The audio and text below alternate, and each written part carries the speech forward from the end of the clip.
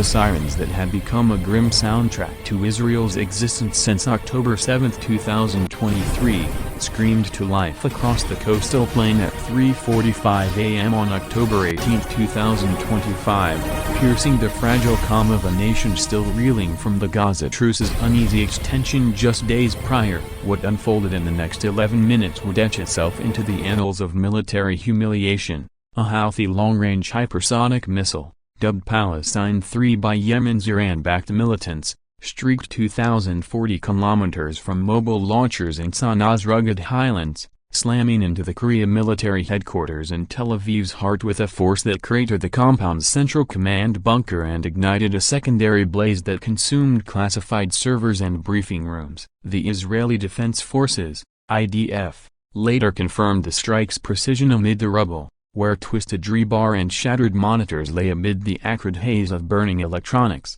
But the true shockwave was the failure of Iron Dome, the $50 billion shield that had intercepted 90% of incoming threats since its 2011 debut to even engage the projectile effectively. 14 AC-39 two interceptors launched from a battery near Holland streaked skyward amid the chaos, their contrails weaving futile patterns against the dawn. But the missile's mid-flight maneuvers looping at Mach 16 amid decoy flares and electronic chaff rendered them obsolete, exploding harmlessly over the Mediterranean as the warhead bored through the defenses like a ghost through fog. "The dome cracked, our fortress is flesh now," tweeted an anonymous IDF officer from a secure line, his post tracking 4 million views before deletion amid a flood of leaked helmet cam footage showing the bunker buckling in a bloom of orange fury, the ground trembling as if the earth itself recoiled from the breach. The assault's choreography was a masterstroke of asymmetric audacity, honed from the Houthis' 2-year campaign of Red Sea harassment that had evolved from drone jabs to hypersonic haymakers amid Iran's covert tech infusions.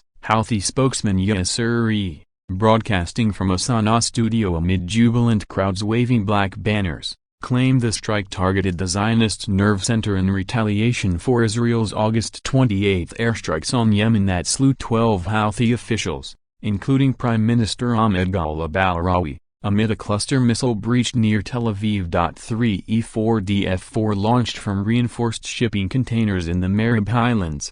The Palestine 3, a hypersonic ballistic missile upgraded with stealth coatings and eye-guided evasion algorithms smuggled via Hezbollah proxies, traveled its arc in 11.5 minutes, its trajectory dipping low over the Red Sea to evade Arrow 3 long-range interceptors before popping up over Eilat in a final, evasive corkscrew that baffled Iron Dome's short-range batteries. C31679 satellite imagery from Maxar, timestamped 4:30 a.m. and scrubbed by OSINT analysts on X, revealed the aftermath, a 25-meter crater swallowing the Korea's upswing, where 40 officers had been coordinating Gaza patrols, the blast wave shattering windows 500 meters away and hurling debris into the adjacent Azrieli towers, where early shift workers dove under desks amid the thunderclap. Secondary explosions from stored munitions lit the skyline in staccato bursts, while the missile's cluster sub-munitions deployed mid-air to confuse radars scattered like shrapnel rain,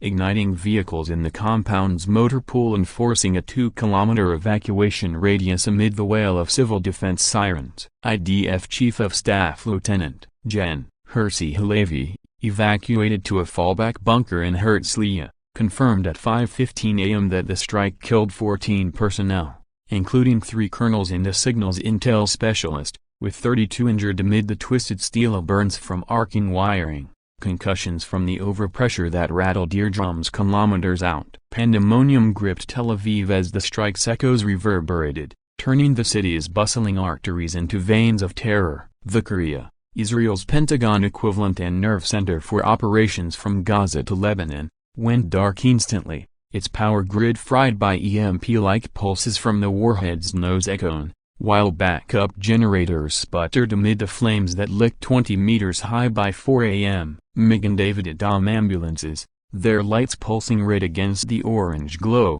raced through cordoned streets to extract the wounded officers with lacerations from flying glass, aides gasping through smoke-choked lungs, while reservists from nearby units swarmed the perimeter, their M4s slung low amid the haze as they sifted rubble for survivors and classified drives. Traffic on the Ayalon highway ground to a halt amid the sirens, drivers abandoning cars to flee on foot toward the beachfront, while Ben Gurion Airport, 20 kilometers south, shuttered amid fears of follow-on barrages, stranding 30,000 travelers amid the chaos. In the compound's core, where maps of Houthi launch sites had been pinned amid briefings on the group's 200-plus missiles fired since 2023, the blast left a void, shattered screens displaying frozen feeds of Yemeni ports, while outside, civilians in Jaffa apartments clutched children as aftershocks rattled facades, the air thick with the metallic taint of cordite and the distant roar of scrambling F-15s from Hatzrim, the human ledger filled with gut-wrenching precision as dawn grayed the smoke over the Carmel Mountains. By 7 a.m.,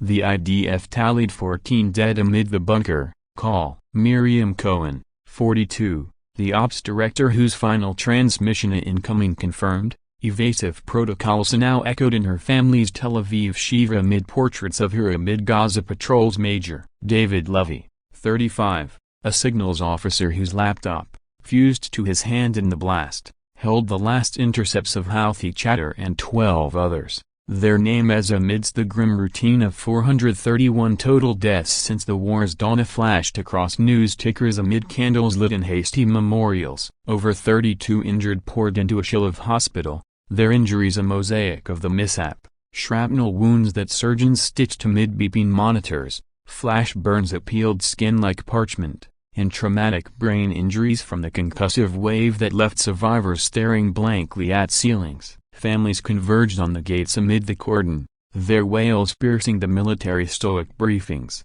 while in Sana'a, Houthi cafes erupted in cheers over state TV replays of the missile's arc, posters of Palestine 3 sprouting like weeds amid vows of more domes to crack. F-141 F-9 footage from the strike, a deluge of leaked IDF cams and Houthi spotter drones smuggled past sensors, etched the failure into digital infamy. Grainy helmet footage from a perimeter guard captured the Iron Dome's futile launch, 2 Tamir missiles rocketing skyward amid the whoosh of the incoming warhead, exploding in harmless fire flowers 5 kilometers out as the Palestine 3 looped evasive, its hypersonic glide vehicle upgraded with Iranian composites and Chinese Sea-Cursa plunging through the gap in a blur that outpaced the system's 90-second reload cycle. DFC-142 ground reels from the compound showed the impact, a horizon flash, then the bunker roof caving in slow-motion fury, officers silhouetted against the bloom before vanishing in dust clouds that billowed 100 meters high. Houthi operators, from mobile vans and Tays, hailed the tech as sovereign evasion, their missiles cluster warhead exploding mid-air to spawn decoys that swamped radar, rendering Iron Dome useless as parchment amid 200-plus launches since 2023, 4 of which breached amid aerosystem hiccups. 4E7889 Prime Minister Benjamin Netanyahu, from a Jerusalem war room, decried it as Tehran's phantom, vowing sevenfold shadows on Houthi ports amid the group's 170 drones and 200 missiles fired in solidarity with Gaza, where 48,000 Palestinian deaths loomed amid the war's sprawl. A499 F3 This siege marked the nadir of a proxy war that had simmered since the Houthis' October 19, 2023, debut strikes amid Gaza's inferno, evolving from Red Sea jabs to hypersonic javelins amid Iran's $2 billion tech pipeline. Iron Dome, amid 1,200 intercepts since then, faltered 4 times amid aero glitch. SA-3 from Yemen, 1 Lebanese exposing the dome's short-range limits against 2,000-kilometer hypersonics that looped like vengeful comets. 398-18 The Korea hit echoed May 4's Ben Gurion breach, where a Palestine 2 cratered runways amid flight halts, or September 24's Elat drone that wounded 20 amid failed Tamars. 6E548651 F-53 Economists pegged the damage at $800 million lost tops amid Gaza's 40,000 strikes, while global markets tipped 2% on aviation jitters, Boeing shares tanking amid fears of a Red Sea redux. Israelis, tempered by tribulation, grappled with the rupture in stunned outrage. X threads boiled, State amplifiers cried Iranian ghosts, while reservists in Sderot whispered of dome delusions in private chats. Memes of a cracked shield racking illicit shares. Protests flared in Dengov circling domes for dollars, not lives. A dispersed by Yamam, while in the Knesset, Netanyahu thundered for Houthi reckoning, hinting at F-22 loans from Trump amid the U.S. president's UN musings on missile madness. Observers decried the useless dome amid 200-plus Houthi launches, NATO funneling jammers to Holland amid Brussels huddles. D53157 Amid the slag, Brazilians kindled, sappers from Zaka sifted the bunker by dawn, unearthing dog tags clutched in rigor, while techies in Herzliya prototype counter-hypersonic nets amid the rubble. In Tel Aviv's cafes, neighbors shared falafel over battery lanterns, bonds forged in the breach, while a graffiti artist near the Korea sketched a phoenix-piercing Adomia. It swings defiant, eyes Yemen sharp. For the Houthis, the strike declared doctrinal dawn, no Israeli bastion inviolate. The skies, once Israel's realm, now thrummed with shadowed sovereigns. By midday on October 18,